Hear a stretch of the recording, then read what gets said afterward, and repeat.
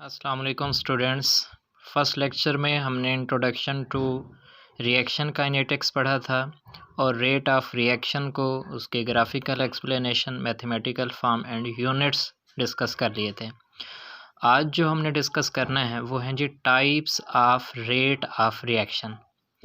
तो rate of reaction की दो टाइप्स हैं जिन्हें हम डिस्कस करेंगे। Number 1 instantaneous rate of reaction, number 2 average rate of reaction. तो वन बाई वन इनको समझते हैं कि इंस्टेंटेनियस रेट ऑफ रिएक्शन क्या होता है और एवरेज रेट ऑफ रिएक्शन क्या होता है। बट इस चीज़ को समझने के लिए हम सबसे पहले ग्राफिकल एक्सप्लेनेशन देख लेते हैं। तो देखते हैं जी ग्राफिकल एक्सप्लेनेशन। हमारे पास कोई रिएक्शन है जिसके अंदर रिएक्टेंट्स ए कन्वर्ट हो रहे हैं जी प्रोडक्ट बी के अंदर। तो हम इसका ग्राफ देख लेते हैं। ये ग्राफ ड्रा किया है, एक्स एक्सिस के ऊपर हमने टाइम लिया और वाई एक्सिस के ऊपर हमने कंसंट्रेशन ली। एक्स एक्सिस के ऊपर टाइम इंक्रीज़ हो रहा है और वाई एक्सिस के ऊपर अगर ऊपर की तरफ मूव करें तो कंसंट्रेशन इंक्रीज़ हो रही है। तो टाइम के साथ साथ पहले जब टाइम ज़ीरो था, मीन रिएक्शन स्टार्ट नहीं हुआ था, उस वक्त रिएक्टेंट की कंसंट्रेशन मैक्सिमम थी। यहाँ पे कंसंट्रेशन ज़्यादा है और जैसे टाइम इंक्रीज़ होता गया तो रिएक्टेंट ए जो है इसकी कंसंट्रेशन आहिस्ता आहिस्ता डिक्रीज़ होती गई। जबकि दूसरी साइड पर अगर हम प्रोडक्ट्स की बात करें, प्रोडक्ट्स जो हमारे पास बी हैं, ये तो जब टाइम 0 सेकंड था उस वक्त तो इनकी कंसंट्रेशन थी ही नहीं, ये ज़ीरो थी। जैसे जैसे टाइम इंक्रीज़ होता गया तो अब इन प्रोडक्ट्स की कंसंट्रेशन इंक्रीज़ होती गई। तो टाइम के साथ रिएक्टेंट की कंसंट्रेशन डिक्रीज़ हो गई और प्रोडक्ट की कंसंट्रेशन इंक्रीज़ हो गई। इन दोनों ग्राफ को मैंने एक साथ ड्रा किया था पिछले लेक्चर में, अब मैंने इनको अलग अलग ड्रा कर दिया। तो अब देखें, अगर हमसे पूछ लें कि जी रेट ऑफ रिएक्शन, तो रेट ऑफ रिएक्शन निकालने का क्या फार्मूला होता है। हमने पहले देखा था कि रेट ऑफ रिएक्शन निकालने के लिए चेंज इन कंसंट्रेशन डिवाइड किससे कर दें जी, time taken for this change. हमें कंसंट्रेशन की चेंज का पता हो और टाइम का पता हो। अगर हमसे डिस्कस कर लिया जाए कि जी rate of reaction find out करें, तो अगर हमने इन दो पॉइंट्स के दरमियान रेट ऑफ रिएक्शन को निकालना है, ये एक पॉइंट और ये एक दूसरा पॉइंट है, तो इन दोनों के दरमियान अगर इस तरह से परपेंडिकुलर लाइन ड्रा करूं तो यहाँ पर कुछ टाइम निकल कर आएगा और इस जगह भी अगर हम परपेंडिकुलर लाइन ड्रा करें तो यहाँ पर भी कुछ टाइम की वैल्यू निकल कर आएगी।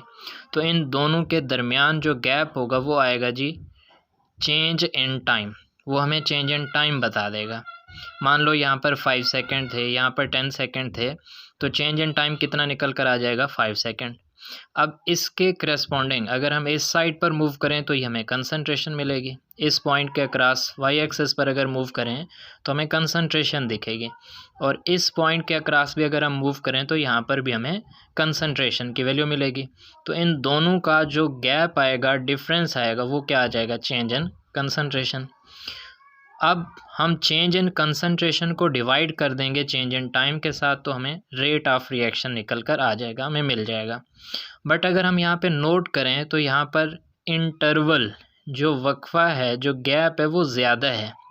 अगर टाइम गैप ज़्यादा दे दिया जाए, टाइम इंटरवल ज़्यादा हो, तब हम रेट ऑफ रिएक्शन को फाइंड आउट करें तो इसको बोलते हैं एवरेज रेट ऑफ रिएक्शन। अगर हमें दो स्पेसिफिक टाइम इंटरवल के बाद रेट ऑफ रिएक्शन पूछें और वो हम कैलकुलेट करके दें तो उसको हम बोलेंगे एवरेज रेट ऑफ रिएक्शन। एक टाइम इंटरवल ये था, फिर कुछ टाइम इंटरवल के बाद फिर इस जगह, इनके दरमियान जो रेट ऑफ रिएक्शन निकल कर आ रहा है वो है एवरेज रेट ऑफ रिएक्शन।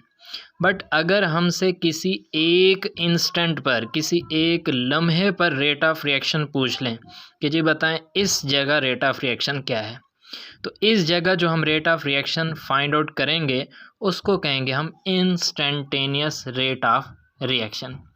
तो अब हम इनको डिफ़ाइन करते हैं, इंस्टेंटेनियस रेट और एवरेज रेट को। देखें जी, rate of any one instant during the interval, mean reaction start हो रहा था, स्टार्ट होने के कुछ देर बाद आपने किसी भी एक टाइम बाद आपने पूछा कि रेट ऑफ रिएक्शन क्या है, तो उस वक्त जो रेट ऑफ रिएक्शन हम बताएंगे वो होगा instantaneous rate of reaction. 10 minutes पर रेट ऑफ रिएक्शन क्या है, वो इंस्टेंटेनियस है। 12 मिनट पर रिएक्शन का रेट क्या है वो बताना इंस्टेंटेनियस है। 7 सेकंड पर रेट ऑफ रिएक्शन क्या है वो बताना इंस्टेंटेनियस है। बट अगर हम इस तरह से डिस्कस करें कि जी 5 मिनट और 10 मिनट, 5 मिनट से 10 मिनट्स के दरमियान, अब बताएं जी रेट ऑफ रिएक्शन क्या है। पहले हमने 5 मिनट से लेकर 10 मिनट तक चेक करना है, तो इस रेट ऑफ रिएक्शन को हम एवरेज रेट ऑफ रिएक्शन कहेंगे। Mean average rate of reaction क्या होता है, दो स्पेसिफिक टाइम इंटरवल के बाद यहाँ पे टाइम गैप दिया जाता है, उस रेट को हम एवरेज रेट बोलते हैं। तो देखें जी, rate of reaction between two specific time interval, दो मखसूस टाइम गैप के दरमियान अगर आप रेट पूछेंगे तो वो एवरेज होगा।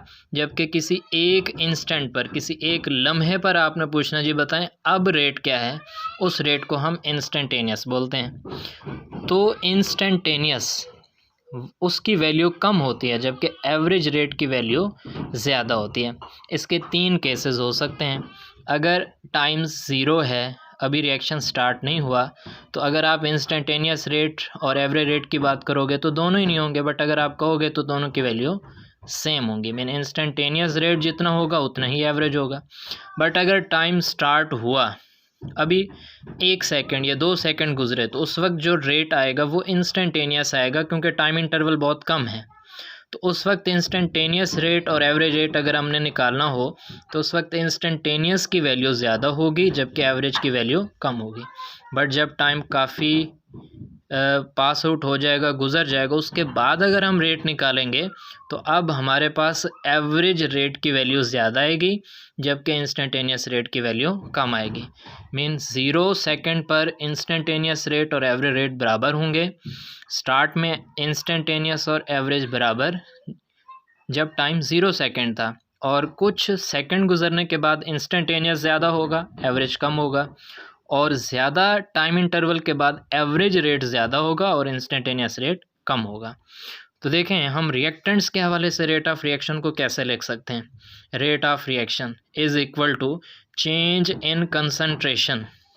डी स्टैंड कर रहा है चेंज को, स्क्वायर ब्रैकेट इसका मतलब है कंसंट्रेशन किस चीज़ की जी, ए रिएक्टेंट है, इसकी कंसंट्रेशन कम हो रही है।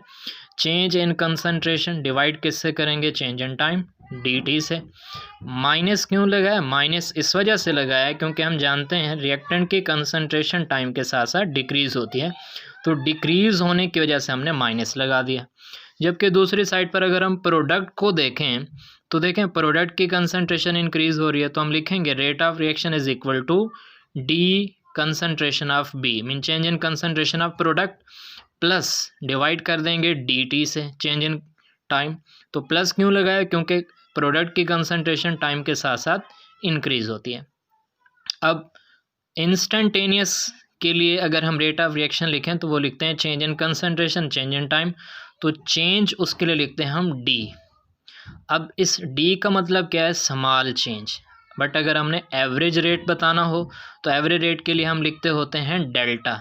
इस डेल्टा का मतलब होता है large change. Instantaneous small change के लिए और इंस्टेंटेनियस स्मॉल चेंज होता है उसके लिए डी लिखते हैं, जबकि एवरेज रेट ज़्यादा होता है, दो स्पेसिफिक टाइम इंटरवल के बाद होता है, इसकी वैल्यू यूजुअली ज़्यादा ही होती है, तो इसके लिए हम क्या यूज़ करते हैं, डेल्टा। डेल्टा लार्ज चेंज के, तो d x by d t instantaneous, delta c over delta t ये लार्ज गैप के लिए है, लार्ज चेंज के लिए इसे हम एवरेज रेट बोलते हैं।